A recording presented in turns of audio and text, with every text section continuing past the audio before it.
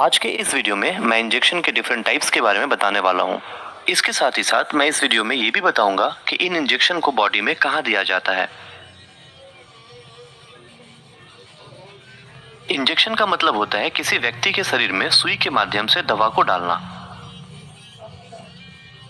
सुई को एक हॉलो डिवाइस जिसे सिरिंज कहते हैं उसके द्वारा बॉडी में इंजेक्ट किया जाता है।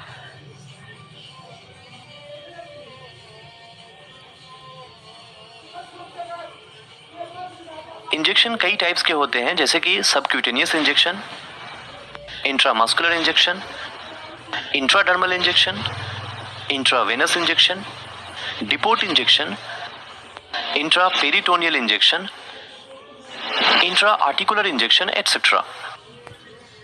लेकिन इन सब में सबक्यूटेनियस, इंट्रामस्कुलर, इंट्रावेनस और इंट्राडर्मल प्रमुख इंजेक्शन है।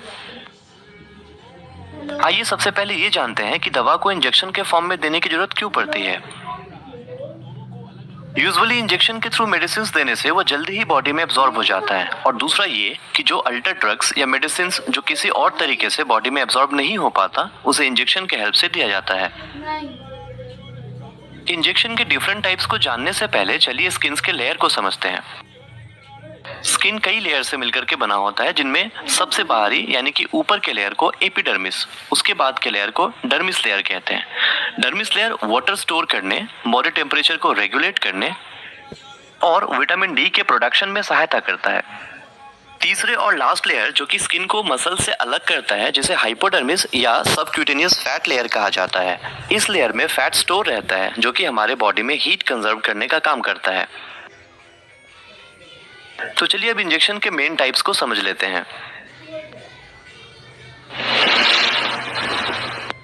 इस इंजेक्शन से मेडिसिन को स्किन और मसल्स के बीच टिश्यूज में दिया जाता है। इस तरह के इंजेक्शन के लिए छोटी सी सुई लगभग 1.5 से 2 सेंटीमीटर और 2 से 2.5 ml वाले सिरिंज का यूज किया जाता है।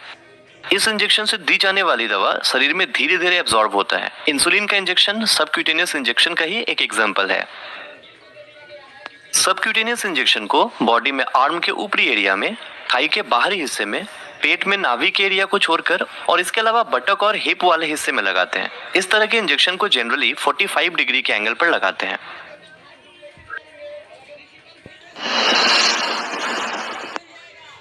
इंट्रामस्कुलर इंजेक्शंस मेडिसिन को सीधे पेशेंट्स में इंजेक्ट करने का सबसे कॉमन तरीका है।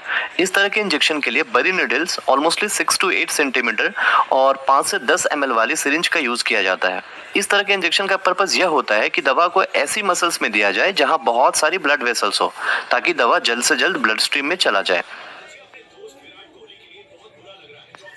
इंट्रामस्कुलर इंजेक्शन मुख्यतः आर्म के डेल्टॉइड मसल्स, थाई के वेस्ट्रस लेटरालिस मसल्स में, हिप के वेंट्रोग्लूटियल मसल्स में और बटक के डॉर्सोग्लूटियल मसल्स में दिया जाता है।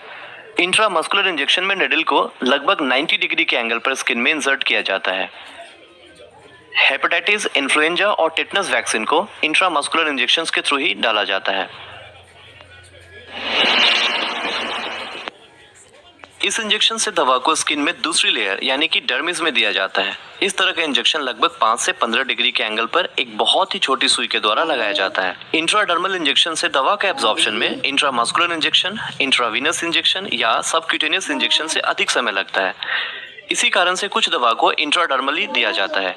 इस तरह के इंजेक्शन का यूज आमतौर पर सेंसिटिविटी टेस्ट जैसे कि ट्यूबरकुलिन स्किन टेस्ट या फिर एलर्जी टेस्ट में किया जाता है।